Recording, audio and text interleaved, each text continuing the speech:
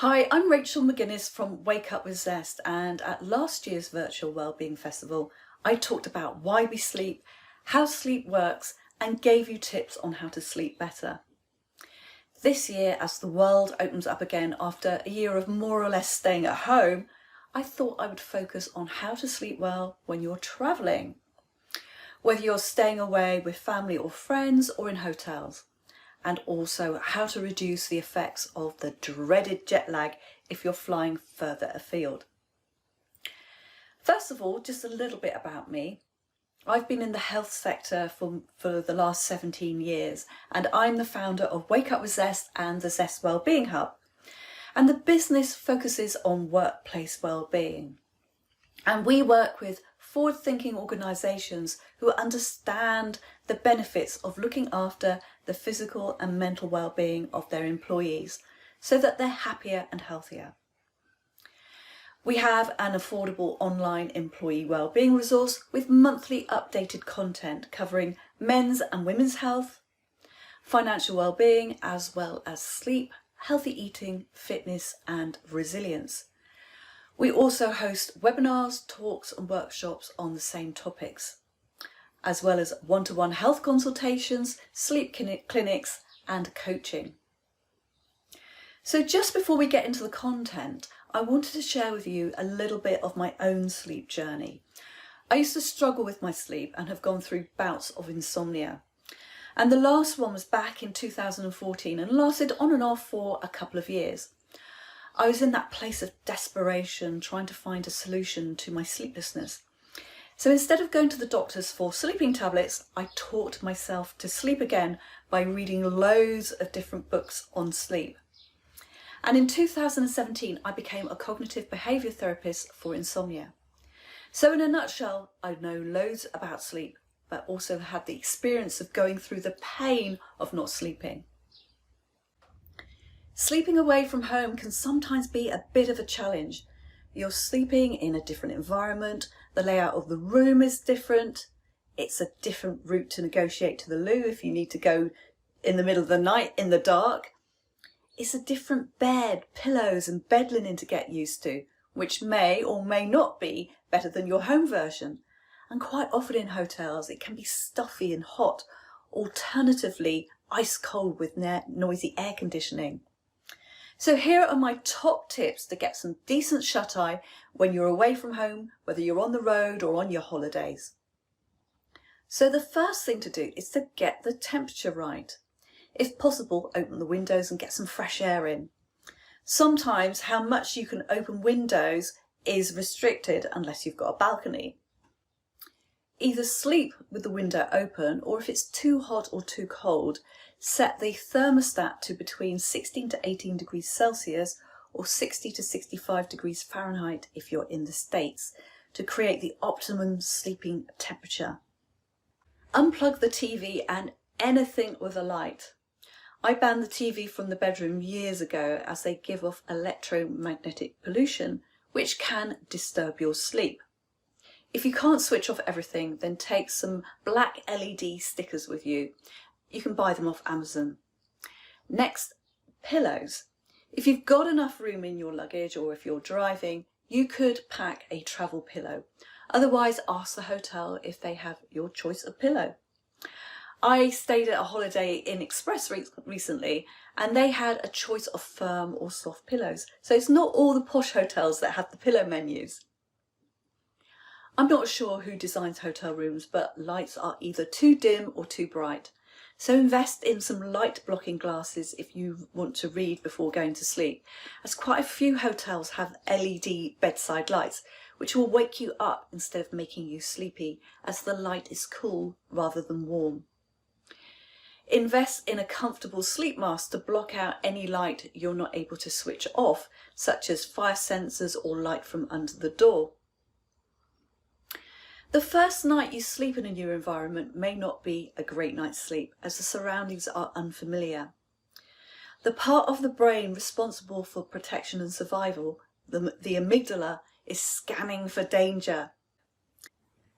Remember, everything is different. It looks, feels and smells different. Plus you've got new noises to contend with too. So it's sensory overload. I always put a couple of drops of lavender oil on my pillow at home, and I do the same when I'm away and travelling. It adds familiarity to my environment. Plus it's also a familiar sensory cue for the brain to go to sleep. Also, I never ever travel without earplugs, because depending on where you're staying, you could have noisy neighbours, there could be doors slamming from people coming back late or getting up early, or the noise outside. The air in hotel rooms can be really dry as well. To get some more humidity into the room, put a damp bath towel over the hotel room ironing board and place it under the air conditioning or heating duct. And that should add some moisture back into the air. But you may have to ask for spare bath towels. It's so easy if you're travelling for work for your hotel room to look like the cross between a part-time office and a jumble sale. So keep your room as tidy and relaxing as you can. And if you're staying away with family or friends, the spare room for most isn't a priority in terms of comfort. Quite often the mattress isn't the best and the room is used for storage. Or you may end up sleeping on a sofa bed. So the same rules apply as staying in a hotel room. However, you may not want to ask for a damp bath towel and their ironing board. Now let's talk about how to minimise the effects of jet lag if you're flying somewhere long haul. Did you know that flying isn't that healthy? Sitting in a pressurised metal tube for a few hours at 36,000 feet expands the gases in our bodies, making our ears pop and our legs and ankles to swell, and not to mention the undesirable problem of continually wanting to break wind as our tummies swell. Just see what happens to a packet of crisps or a bottle of water when you get to cruising altitude. It expands, and that is exactly what's happening to your body. Another reason you can feel so bad is the quality of the air in the cabin, which is dry. Your skin, eyes and nasal passages all start to dry out. And the humidity is the same as the Sahara Desert. And also the cabin pressure is set to about 11 to 12 pounds per square inch, which is the equivalent of being at an altitude of 6,000 to 8,000 feet. And then there's jet lag. Humans really are not designed to fly.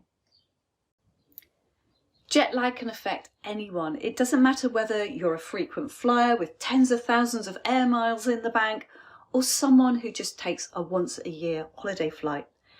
Jet lag is in fact a sleep disorder. It's an imbalance in the circadian rhythms or the body clock, and the circadian rhythms are influenced by sunlight. However, travelling across time zones can have a major impact on your biological body clock.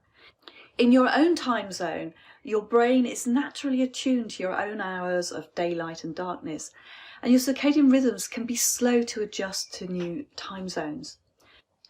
Just think how your body reacts to the clocks moving forward in the spring and back in the autumn each year. Sometimes it can take several days or even a few weeks to adjust to just 1 hour in our own time zone. If that happens to you, you begin to realise how these time changes will affect you when you add or subtract several hours as you fly west or east in one day. Flying east, losing hours has more of an impact than increasing them than flying west. And jet lag can literally feel like you're having a hangover without the alcohol. And symptoms can include feeling irritable and out of sorts, headaches, inability to concentrate and lapses in memory, feeling disorientated, you have slower reaction times, feeling shaky or shivery, feeling hungry at the wrong time or no appetite at all, upset stomach or feeling constipated or feeling sick, tiredness, achy muscles and restlessness. Our brain and bodies are telling us it's time to sleep when maybe it's lunchtime, or are wanting us to be awake when it's the middle of the night at our new destination. Here are my top tips for managing jet lag. So before you fly, and maybe it's not always possible to do this, but try to get a flight that will get you to your destination early in the evening. So you only need to stay up for a couple of hours before bedtime. of around maybe say 10 p.m. And if you arrive at your destination in the early morning, and if you need to, take a short nap during the afternoon, and you can do that up until 4 p.m. But do no more than 90 minutes, which is one sleep cycle. So set an alarm, and that shouldn't affect or impact your bedtime routine and sleep pattern too much. Pay the extra and book your seat when you buy your ticket. If you want to sleep on your flight, avoid seats around the galley and toilet areas or the last row in front of a bulkhead, as you won't be able to recline your seat. If you're in the Northern Hemisphere and want to avoid the sunlight, sit on the right side of the plane flying west and the left-hand side flying east. If you're going on a long-haul flight and schedule permits, maybe build in a stopover to help your body to begin to adjust to the new time zones. Or you could try to anticipate the time zone changes several days before your trip, if you can. So try to go to bed and get up earlier if you're going east and later if you go west. This will begin to prepare your brain and body clock for the time changes to come. Invest in some noise cancelling headphones. They are great. They cut out the engine noise dramatically and also screaming kids. Pack a few essentials in your carry-on luggage, such as decent earplugs and an eye mask to block out as much noise and light as possible while you're sleeping on board. Also pack some face moisturiser, lip balm, hand cream to keep your skin rehydrated, as the atmosphere in the cabin will really dry out your skin. And also eye drops if you're prone to dry eyes.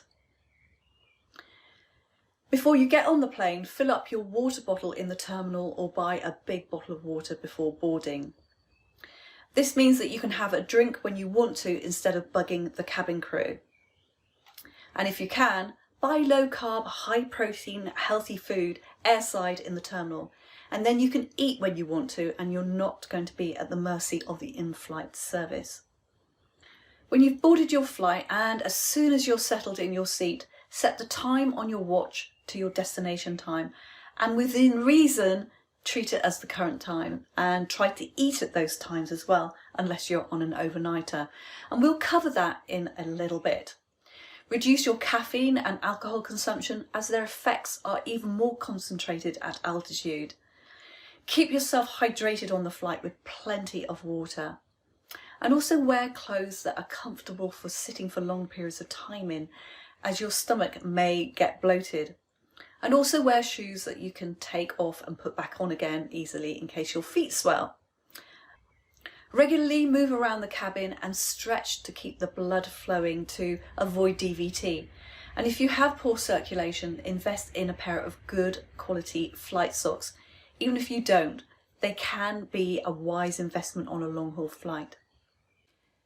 If your stomach is feeling really bloated and is painful, it's probably full of wind. So go and decompress in the loo. You will feel a lot better afterwards. And the passengers seated next to the loos probably won't have heard you over the noise of the aircraft engines, or are probably wearing those lovely noise cancelling headphones. If you're flying at night, have a good lunch before your flight, low carb if possible, and avoiding caffeine and alcohol if you can. Make sure you drink lots of water before your flight so that you're well hydrated. Moisturise your face and hands and then go to sleep as soon as possible after boarding, avoiding all in-flight entertainment and temptations, which means earplugs in or noise cancelling headphones on and eye mask on. Have your water bottle handy if you wake up thirsty. If you're fortunate enough to fly business or first class, you'll be able to lie flat to sleep. If you aren't, then buy a travel pillow or something to support your neck and prevent your head lolling forward as you sleep. It also prevents the dribbling and snoring. A drop of lavender oil on your pillow will help, but don't put too much on or else you'll stink out the whole cabin. And don't forget, when you are awake, to move around the cabin and stretch. On your arrival at your destination, if it's daytime when you arrive, try and get outside in the daylight for a while. It's a great way of adjusting and regulating your body clock. Go for a walk or for a run to get your blood circulating again, and do some stretching exercises to get rid of all those kinks you'll have from the flight, and also to reduce drowsiness. If you've arrived early in your destination and are feeling sleepy, grab a nap of no more than 90 minutes up until 4 p.m. local time, so as not to disrupt your sleep later. And eat all your meals at your destination time. At night, have some sleep-inducing snacks and drinks available to have before you go to bed, or if you wake up in the night and feel hungry and disorientated. Things like bananas, almonds, oatcakes and milk all contain high levels of tryptophan, which make melatonin your sleepy hormone. Chicken and hummus are also good, but probably not so pleasant to eat in the middle of the night. If you wake up in the night, then read for a bit or maybe do some stretching. I've always found doing a bit of yoga and then eating half a banana usually sorts me out.